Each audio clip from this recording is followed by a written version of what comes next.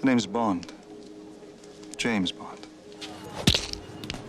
Pierce Brosnan has suffered more heartbreaking losses than most people know. Not only did he lose his wife, but he also lost his adopted daughter, and in the most tragic way imaginable.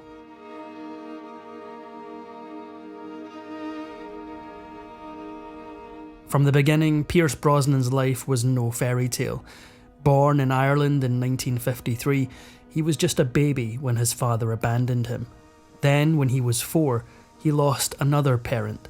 His mother, Margaret, went to look for work in London, leaving him to the care of his grandparents. Tragically, after both his grandparents died, he ended up alone, languishing in a boarding house. When he was 11 years old, he and his mother were finally reunited. When she brought him to Scotland, the move upended Brosnan's entire life. Not only did he have a brand new home, but he also had a brand new stepfather, William Carmichael. In fact, it was Carmichael who took Pierce to his very first James Bond film, Goldfinger. Do you expect me to talk? No, Mr. Bond, I expect you to die. Little did he know the legendary character would one day become his destiny. Never fond of school, Brosnan decided to become a painter at 16 and started training at St. Martin's School of Art. But it wasn't long before his interest turned to acting. When he was accepted into the Drama Centre of London, he felt like he'd found the right path. Despite flourishing on the stage, Brosnan's deepest desire was to become a film actor. He started getting some small film roles, working his way to the top, little by little. Then America came calling. The series was called Manions of America, and Brosnan was offered the lead role. Set against the backdrop of the Irish famine, the character seemed tailor-made for the ambitious Irishman, and he accepted the part without a second thought.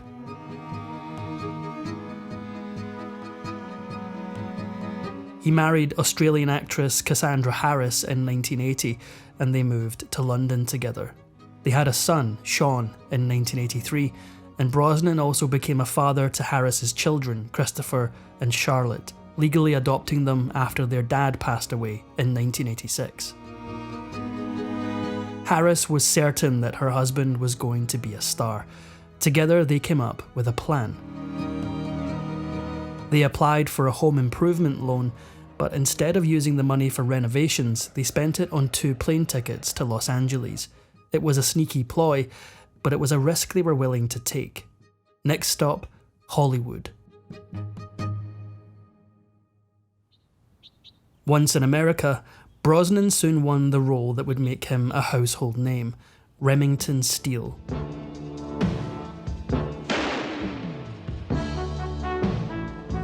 Playing the role helped cement his reputation as a handsome leading man, and as a result, an exciting rumour began to circulate. Brosnan always dreamed of playing James Bond, but it was his wife who actually got to work in a Bond film before he did. She appeared in For Your Eyes Only and introduced her husband to producer Albert Broccoli, hoping his charm would win him the role of Bond after Roger Moore retired. At the time, everybody believed that Pierce Brosnan was destined to be the next James Bond. As these rumours gained momentum, Remington Steele saw a burst in popularity, and the producers, having cancelled the show after its 5th season, renewed it for a 6th. The Bond producers wanted Brosnan, but now he was contractually obliged to make another season of Remington Steele, meaning they had to look elsewhere for a new Bond.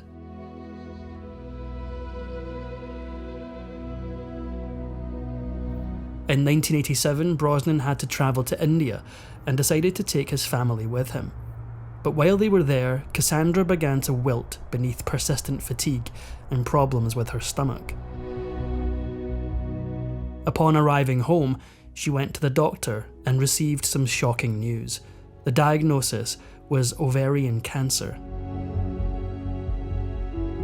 For the next 4 years, Harris did everything in her power to beat the disease, but sadly, in December 1991, she couldn't hold on any longer. She died, leaving Brosnan and her children reeling. How did you deal with loss? Faith. There aren't many people who get a second chance to accept the role of their dreams, but Brosnan did. He signed a 3-film Bond deal with MGM in 1994 and debuted as 007 in GoldenEye the very next year. The name's Bond. James Bond. Ksenia Sergeyevna Onatop. Moviegoers loved Brosnan as Bond. He was suave, smooth, and so charming that it's no wonder that his first outing became the highest-grossing Bond film of its time. Sometimes the stars align, and in 1994, Brosnan got a taste of serendipitous timing. Not only did he land one of the most pivotal roles of his career, but he also got another chance at finding true love. After being a widower for 3 years, it was finally time for him to move on. While visiting Mexico, he met Keely Shea Smith, an American journalist. They started dating immediately, and Brosnan knew he'd found someone very special. Considering the torment of his solitary childhood, it's no surprise that he delighted in having a large family. He'd already proven himself to be an excellent father to his and Harris's children, and then he welcomed sons Dylan and Paris in 1997 and 2001. After the birth of their second son, Brosnan and Smith married at Ballintubber Abbey in Ireland. His name is James Bond, a British assassin. Even after his 4th Bond film, Die Another Day, was released in 2002, Brosnan still felt that he could easily do 1 or 2 more movies as 007. So, when the producers called to tell him that they planned to go a different way, Brosnan was thrown for a loop. But forever the gentleman, he bowed out with grace. Now that this epic chapter had come to a close, the actor was free to take on new and exciting roles. He decided to dip his toes into the world of musicals. I have 2 grown children. I know something about letting go. If Sophie felt you were okay... Mamma Mia had an all-star cast, and there was one woman he very much wanted to work with. He admitted that he didn't really pay attention to the script and agreed to do the film as soon as he found out it starred the uber-talented Meryl Streep. But when it came to singing, Brosnan didn't exactly hit the mark. It used to be so nice, it used to be so good. The critics were ruthless. They compared his singing to a water buffalo, a donkey, and an injured raccoon. Harsh. Luckily for him, his undeniable charm swooped in to save the day.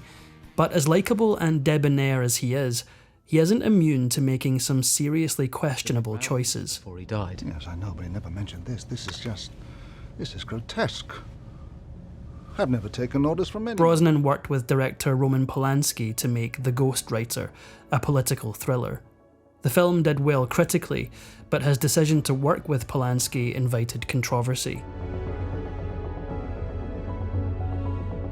At the time, Brosnan admitted that he took the role based on his respect for Polanski's artistry.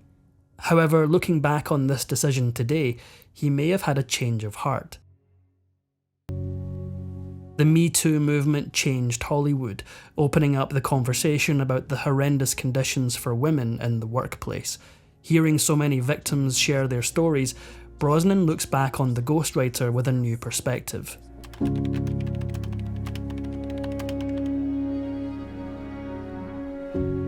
Although he left Ireland when he was only 11, Brosnan is an Irishman first and foremost. He's amused at having played the very English James Bond because he believes that he brought a lot of Irish sentimentality, passion, and melancholia to the role. Still, his passion for life extends beyond his nationalism, and most refreshingly, he harbours a passion that most don't know about. Before he'd decided his passion lay in acting, Brosnan enjoyed using his hands to make art. When his world turned upside down after Cassandra Harris's diagnosis, he started painting in an attempt to navigate his all-encompassing grief. What do we need this for? Since then, painting has been his constant hobby and method of relaxation, and he uses it for a good cause too. He donates the profits from his painting sales to women's health, environmental and children's charities. After Harris passed, he became a strong advocate for cancer awareness. He's also been an ambassador for UNICEF for the past 20 years. But when it comes to his deep passion for activism, he has a steadfast supporter. His wife Keely is also an enthusiastic and involved partner. The couple work with several conservation organisations and have produced a documentary, Poisoning Paradise, on how experimental pesticide test sites are impacting the environment in Hawaii. But the real truth is, this debate about environmental toxins in general and pesticides specifically is raging around the world. Although Brosnan strived to be an involved and caring father to his adopted children, he faced some tough situations because of his older adopted son, Christopher. Unfortunately, after his mother's passing, Christopher began to spiral into the dangerous world of drugs. Brosnan tried to help him break free of his addiction, but wasn't successful. He eventually cut Christopher off completely, hoping that his son will recover and find his way back someday. His other adopted child, Charlotte, never gave him a hard time, but fate had a heartbreaking plan in store for her. Brosnan and his family learned to overcome the trauma of Harris's passing and live with their grief, so they felt devastated to learn they'd have to go through it all again when Charlotte's doctors diagnosed her with ovarian cancer too.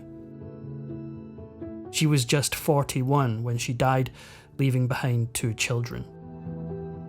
To Brosnan, Charlotte would always be his funny, wonderful daughter, and it tore him apart to watch from the sidelines as cancer claimed her life. If these harrowing chapters taught Brosnan anything, it was the importance of treasuring the ones you love while they're still around.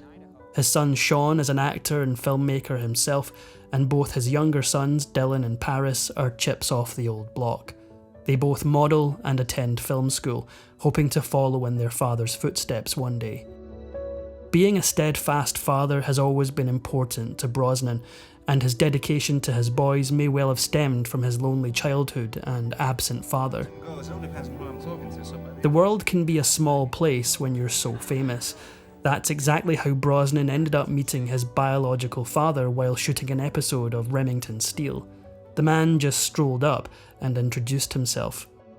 Pierce had always imagined his father to be a larger-than-life character, but instead he described him as a man of medium stature, pushed back silver hair, flinty eyes, and a twizzled jaw. More than anything, he wished their reunion had been a private affair.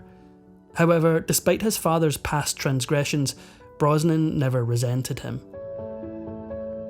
Perhaps one of the reasons why Brosnan was such a good father to Cassandra Harris's kids was that he found a great father figure in his own stepfather. William Carmichael was always good to the young Brosnan. When he too got sick, Pierce stayed with him throughout his last days and greatly grieved his passing.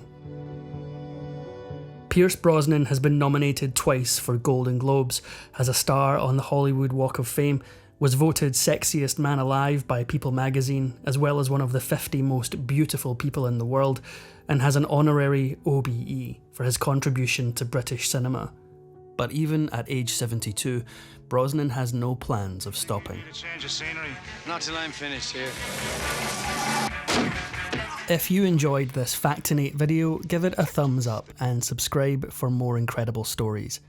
If you want a say in who we cover next, join our membership program through the link in the description for exclusive perks. Your support means everything to us. Thanks for watching, and we'll see you in the next one.